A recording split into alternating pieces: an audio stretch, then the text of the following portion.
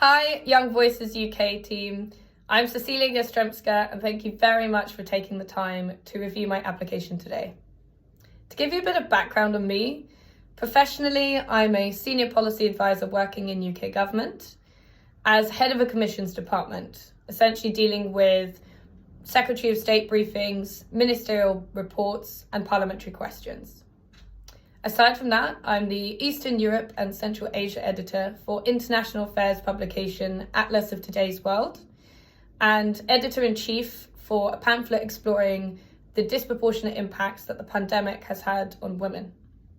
I've written for around 15 newspapers and publications on a range of topics, from animal welfare to the environment to tech, women's rights and current affairs.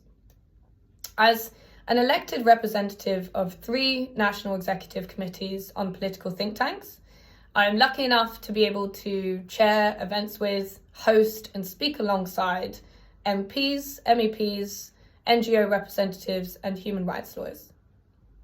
I'm a vice chair of a residency association here in London and also a trustee for a charity which helps young people caught up in knife crime to extricate themselves and build brighter futures. Apart from all of that, I'm a keen traveller, having visited around 80 countries, a scuba diver, wildlife photographer, wine enthusiast.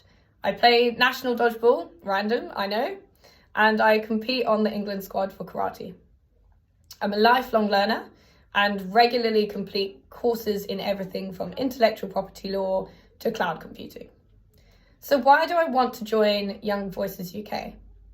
There are 3 main reasons. One is that it is great being an activist and a writer, but if you want to have an impact, you need to have a platform. And Young Voices UK is a brilliant programme to hone one's skills and actually achieve that. 2 is that the media is more competitive than ever in our rapidly digitising world.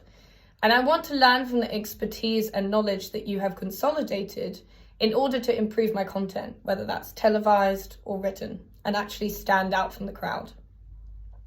3 is that simply I believe in myself and my capabilities, which I think is key.